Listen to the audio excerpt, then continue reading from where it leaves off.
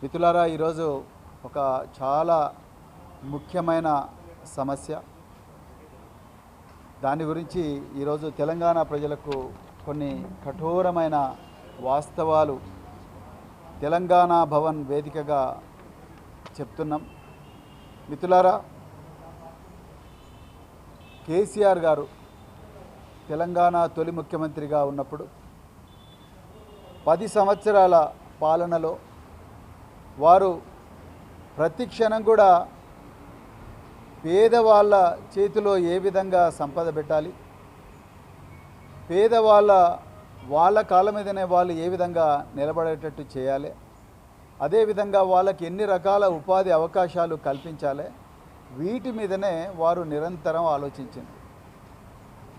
అది దళిత బంధు స్కీమ్ అయితేనేమి, బీసీ బంద్ అయితేనేమి, మైనారిటీ బంద్ అయితేనేమి, గిరిజన బంద్ అయితేనేమి, ఇంకా రకరకాల స్కీమ్లు. ఈ స్కీమ్ల ద్వారా పేదోళ్ళ చేతికి సంపద రావాలి, వాళ్ళు ధనవంతులు కావాలని కేసీఆర్ గారు అనుకున్నారు. కానీ రేవంత్ రెడ్డి గారు ధనవంతులను మరింత ధనవంతులు చేసే స్కామ్ ఒకటి మొదలుపెట్టిండు. అట్లా వందల స్కాములు చేస్తున్నాడు.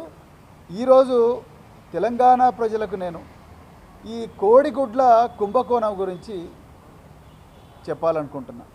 రేవంత్ రెడ్డి చాలా జాగ్రత్తగా ప్లాన్ చేసి తెలంగాణ ప్రజల కళ్ళు కప్పి ఎన్నైతే కుంభకోణాలు చేస్తున్నాడో ఆ కుంభకోణాల్లో పేద బిడ్డల పొట్టగొట్టి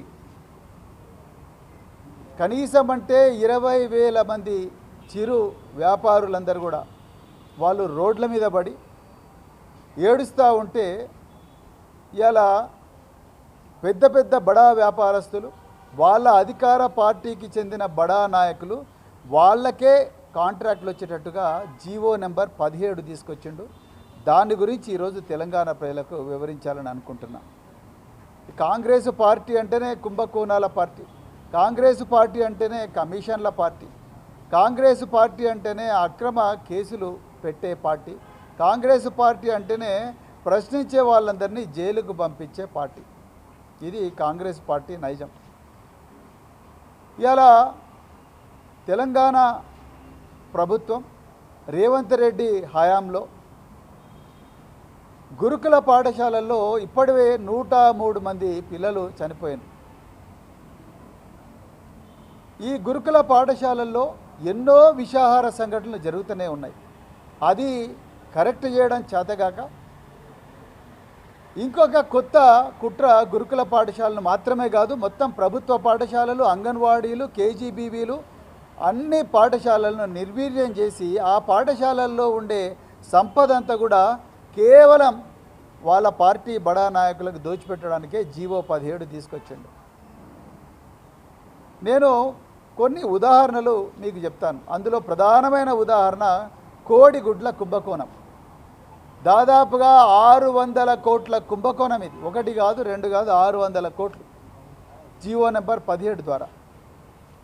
ఇక వివరాల్లోకి పోతే కేసీఆర్ గారి హయాంలో ప్రతి స్కూలు, మండలానికి ఒక 6 నుంచి 10 స్కూల్స్ ఉంటాయి.